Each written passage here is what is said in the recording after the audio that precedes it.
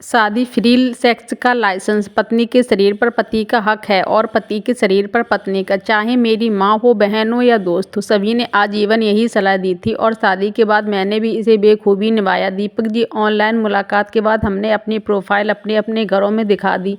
सबको सब कुछ अच्छा लगा और दीपक जी ने मेरा नंबर लिया। हमारी बातचीत शुरू हुई। शुरुआत में मुझे लगा कि वे थोड़े शर्मीले हैं, लेकिन जैसे जैसे समय बीता उनकी बातें ऐसे होने लगीं कि कई बार मुझे खुद शर्म आने लगती।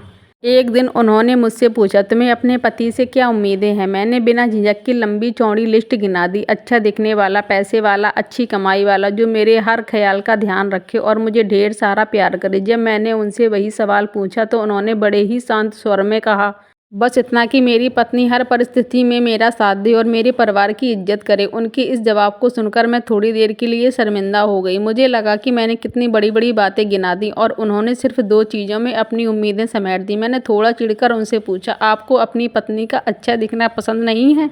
उन्होंने मुस्कुराते हुए कहा, अच्छा दिखने वाली पत्नी पाकर क्या करूँगा अगर वह मुश्किल समय में मेरा साथ ना दे। उनकी इस बात ने मेरा दिल छू लिया। हमारी अरेंज मैरिज धीरे धीरे एक प्यारे से रिश्ते में बदल गई। शादी के बाद सब कुछ अच्छे से चल रहा था। जैसा सुना था, शादी एक अनलिमिटेड लाइसेंस की तरह है। मैंने भी यही सोचा था। हमारी ज़िंदगी में रोमांस और साथ का भरपूर आनंद था। किसी भी पति को यदि उसकी पत्नी भरपूर सुख दे तो वह पूरी तरह से उसका मुरीद हो जाता है। मैं भी इस बात को महसूस कर रही थी, लेकिन ज़िंदगी हमेशा एक जैसी नहीं रहती। मेरे पति होटल इंडस्ट्री में काम करते थे और सन 2021 में आई महामारी के दौरान उनकी नौकरी चली गई। घर का माहौल बदल गया। आर्थिक तंगी के कारण हर छोटी बड़ी चीज़ के लिए 10 बार सोचना पड़ता था। हमारी बचत के पैसे से घर चल रहा था। इस कठिन समय में मैंने खुद से सवाल किया, मैंने अपने पति से इतनी सारी उम्मीदें रखी और वे पूरी भी हुई, लेकिन क्या मैंने उनकी उम्मीदों पर खरा उतरने की कोशिश की? अंदर से जवाब आया, नहीं। महामारी के दौरान मैं छोटी छोटी बातों पर उनसे नाराज़ हो जाती, उन्हें कोसती थी। यह सोचकर मुझे आत्मग्लानि हुई। मैंने खुद को संभाला और एक रात उनके पास जाकर बैठी। उनसे कहा, आप परेशान मत होइए, हम दोनों मिलकर इस स्थिति से निकलेंगे। मेरी इस बात ने उन्हें सुकून दिया। मैंने अपनी जिम्मेदारियों को समझते हुए घर के खर्चों को मैनेज करने का जिम्मा उठाया, फिजूल खर्ची को खत्म किया, सस्ते और पौष्टिक खाने का विकल्प चुना और सबसे बड़ी बात, उन्हें यह भरोसा दिलाया कि चाहे कुछ भी हो मैं हमेशा उनके साथ हूँ। धीरे धीरे चीज़ें बेहतर होने लगीं। हालांकि इस दौरान हमारी सेक्स लाइफ पहले जैसी नहीं रही, लेकिन जब उन्हें यह यकीन हुआ कि उनकी पत्नी हर परिस्थिति में उनके साथ खड़ी है तो हमारे बीच का प्यार और भी गहरा हो गया।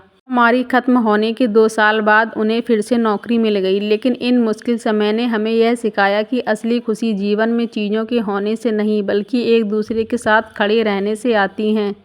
आज हमारा रिश्ता पहले से भी मजबूत है। दीपक जी मेरे लिए सिर्फ पति नहीं बल्कि सबसे अच्छे दोस्त बन गए। हमें एक दूसरे पर यह भरोसा है कि चाहे दुनिया इधर से उधर हो जाए, हम हमेशा एक दूसरे के साथ खड़े रहेंगे।